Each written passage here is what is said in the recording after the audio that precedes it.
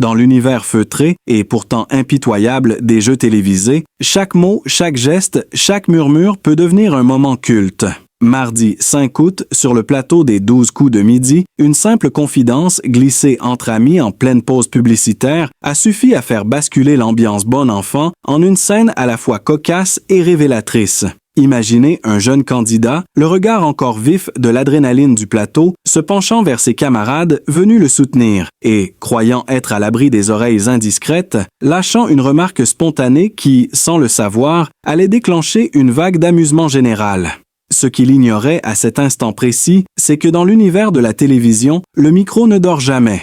Une vérité que Jean-Luc Reichmann, maître incontesté de la scène, n'a pas manqué de rappeler avec humour et finesse. Le public rit, les caméras filment, le moment devient inoubliable.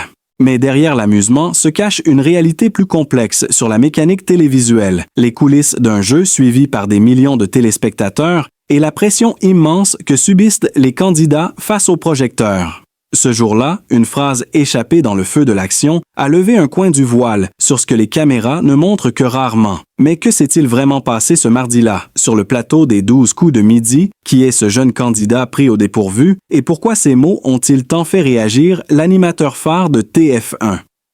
Derrière les rires et l'embarras se joue peut-être bien plus qu'une simple anecdote captée par un micro resté ouvert. Un moment suspendu entre spontanéité et imprévu qui mérite qu'on s'y attarde.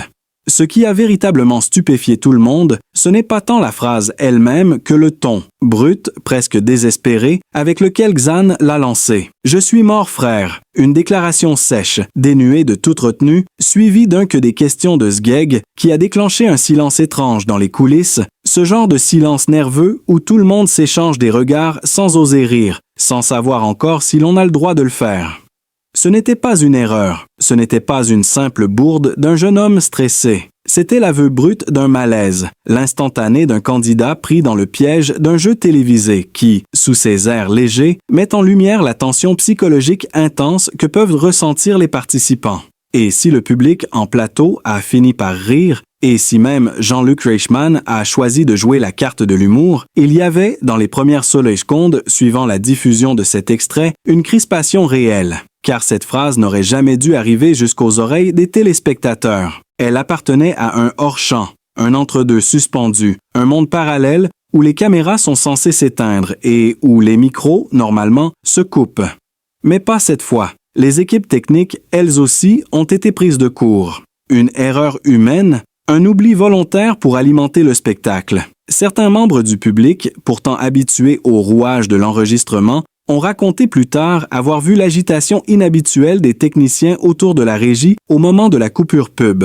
Et lorsque l'animateur, quelques minutes plus tard, a révélé la scène devant tout le monde, en la repassant au ralenti, puis une seconde fois, avec un effet de zoom comique sur le visage du malheureux Xan, c'est un mélange étrange d'hilarité et de malaise qui s'est emparé du plateau. Mais pourquoi diffuser cette séquence? Pourquoi ne pas l'avoir coupée au montage, comme cela se fait si souvent dans ce type d'émission préenregistrée? C'est là que les spéculations commencent.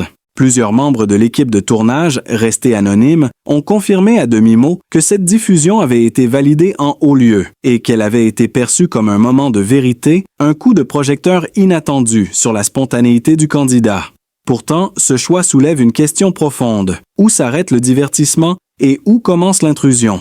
Xan, lui, ne s'est pas exprimé publiquement après la diffusion. Sur son visage, pendant le reste de l'émission, on pouvait lire une gêne palpable. Ses réponses sont devenues plus hésitantes, son regard fuyait la caméra, et même les encouragements de ses amis en visio n'ont pas suffi à lui rendre sa légèreté initiale. Il ne s'attendait pas à ça, pas à ce que cette parenthèse, ce petit moment qu'il croyait privé, devienne une séquence virale, partagée, commentée, moquée parfois. Car très vite, les réseaux sociaux se sont emparés de l'affaire. Des extraits tournent en boucle, des mèmes fleurissent, certains internautes le défendent, d'autres l'accusent d'irrespect envers l'équipe éditoriale du jeu. Mais ce que peu de gens savent, c'est ce qui s'est passé juste après le tournage.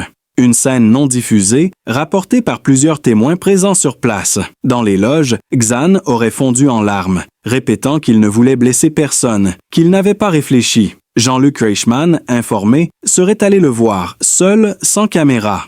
Ce tête-à-tête n'a jamais été filmé, mais selon une maquilleuse présente à proximité, l'animateur lui aurait simplement dit « Tu sais, tu viens de découvrir la vraie puissance d'un micro, mais ce n'est pas ça qui te définit. » Et c'est peut-être cette phrase, discrète, loin des projecteurs, qui en dit le plus long sur l'affaire. Ce n'est pas une polémique, ce n'est pas un scandale. C'est un moment de fracture entre réalité et mise en scène.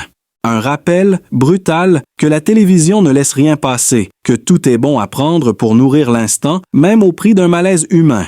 Et pourtant, c'est aussi ce qui rend ces émissions si puissantes, si captivantes. On y vient pour le jeu, mais on y reste pour l'humain. Les jours suivants, Xan a décliné toutes les sollicitations médiatiques.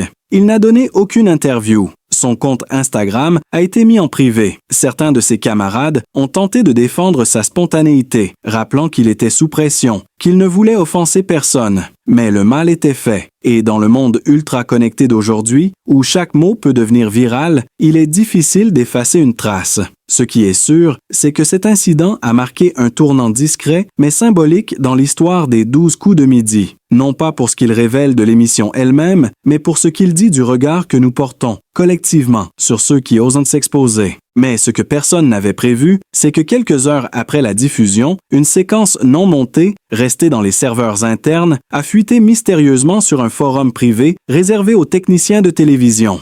On y voit Xan, juste avant son passage, interrogé par une voix off en coulisses, livrer une réaction bien plus sombre, presque tremblante, évoquant son sentiment d'être manipulé, de ne pas reconnaître les questions promises lors des sélections.